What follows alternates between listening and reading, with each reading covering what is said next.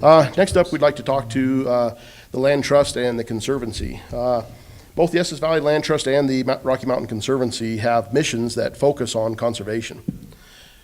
What role does your organization see in ensuring a balanced solution to the workforce housing issue?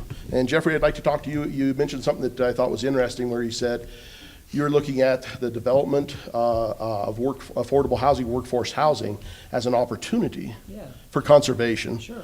And that might be something interesting to expand on. It's not an opportunity that the Land Trust has ever taken advantage of before, but there are plenty of examples around the country where land trusts work closely with the development community. And let's talk some real examples here, like the fish hatchery property. Hopefully everyone's tracking the fish hatchery property. The Land Trust thinks there's a great conservation opportunity there, where that is a property that's owned by the town, and workforce housing is a high priority. So a large part of that will be developed into workforce housing, more than likely.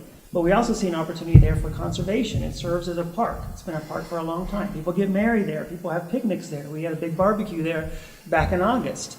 It buffers Rocky Mountain National Park and the campground over there. So we see that as both a development opportunity to help solve some of the workforce housing issues, and as a conservation opportunity to create a public space, a permanent public space for anybody. So we'd like to explore all those possibilities where it makes sense. And it may be a large park in some situations. It may be a screen of trees, a buffer that separates the structure from a road if there's a scenic drive into the park, or along Forest Service property. Screening some of that development away from public view, that may be a beneficial use for the Land Trust. So I think we're open to exploring a lot of those possibilities. Very good, thank you. Estee?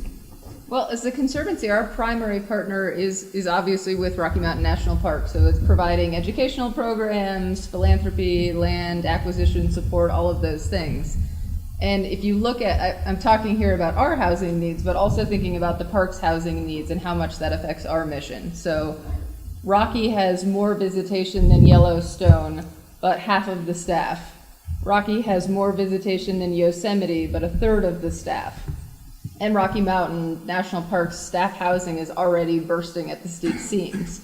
So when our role comes in, our role is to really provide the icing on the cake. The park has the core operations, and we pay for the buses for field trips, the junior ranger programs.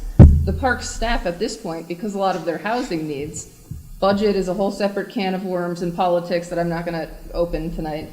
But even if the park had all the money in the world, the issue is, where would their staff live? So that's an issue that they're already struggling with. Their dorms are beyond capacity. Their multifamily housing is very, very limited and usually restricted in a lot of cases to law enforcement staff or fire staff that may need to be there for immediate responding, or for a very short period of time for someone to find a house and move out into the community. And there's not really any place for them to go at this point. So it's affecting both of our missions in a huge way, and just that we can't have the people in the park to protect the park. So suddenly this workforce housing issue has become a conservation issue, because we don't have staff and we don't have support to actually do the work on the ground. Our conservation corps, we have 6 conservation corps in the park and in the forest. A lot of those students are in the park housing. They have been in the past.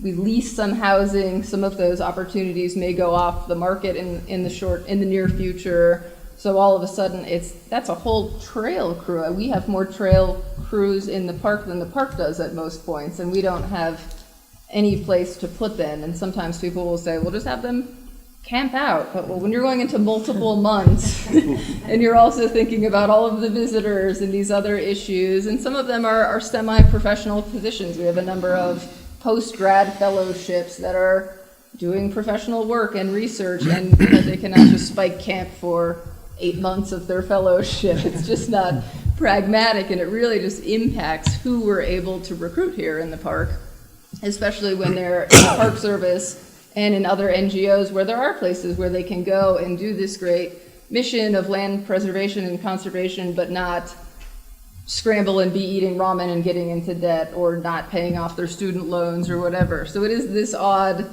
we'd like to have some development with workforce housing in order to grow the land conservation stewards as well, and as Jeffrey expressed, do it in a balanced way. So we've talked a lot about every lot is not necessarily open space and deserving of a conservation easement, but a lot of places are. And so helping to find what are those areas that are really key critical habitat areas, and what are those areas that really could be used to build up the community and build up these workforce areas.